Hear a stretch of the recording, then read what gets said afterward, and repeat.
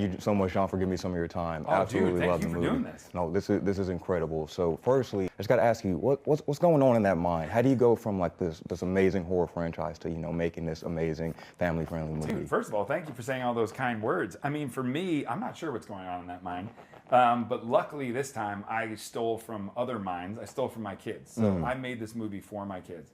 I've always wanted to make a movie for my kids, but I wasn't sure what.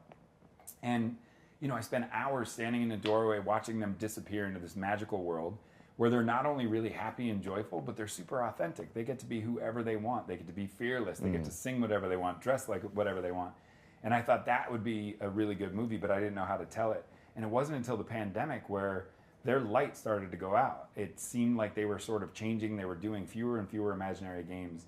And I said to my wife, I said, this is it. This is what growing up looks like, where you make that decision, oh, I can't be a kid anymore. I have to be a grown-up. And you go, no, no, no, that's not true.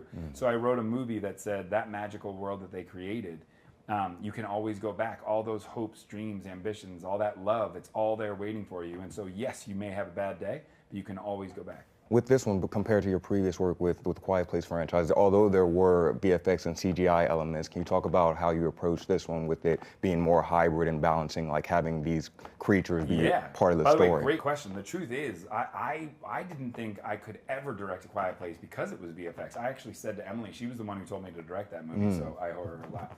And I said, I can't direct a VFX movie. She said, of course you can. If you see it in your head, you can see it on the screen. And I remember we barely got through that one. I was like, oh, okay, I guess I can do this. And then this is a whole nother ball game. You basically have to direct a real movie with all the actors on set and shoot practically, which was so much fun, and I love to do all my stuff practically. But then there's a whole nother movie that exists, which is not only drawing those characters, but recording the voices and then making sure the drawings are saying what the voice. Then there's weirdly a third movie where you put them together. So everything Ryan's saying in that scene with Steve, they were never in the same room. So right. You have Ryan talking to usually me as a puppet or something like that, and then you put in Steve, and it was just so magical to see. Once it clicks, it felt like magic. How many favors did you have to cash in to make sure you got all these incredible I cashed in all the currency I had. Listen, I know a bunch of those people, but they didn't have to say yes, and so I usually, with all my movies, call people before they read the script, right. And I just said, this is what's in my head, this is what I'm thinking. And I got to say, I never got so many yeses, and I never got that many yeses so fast, because they were all very sweet to say they're doing it because of the movie, that this inner child this idea is so connective to them, but also putting good out into the world is so important. And so they jumped on board.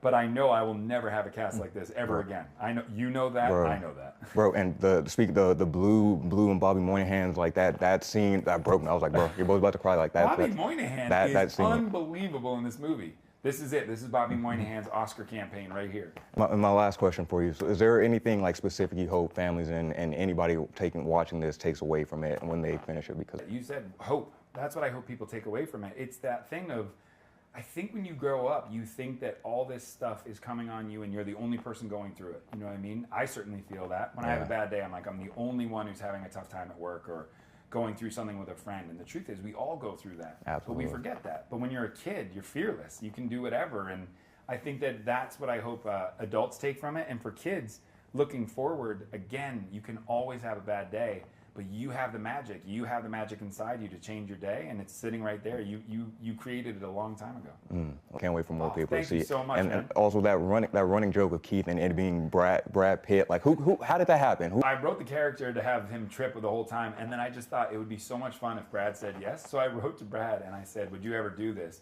And he immediately said yes. I think he laughed out loud, which was the best thing. And he said yes. He's a very generous dude. That was comedy. Well, thank you so much. Thank you so much. All right, let's find these ifs and kids.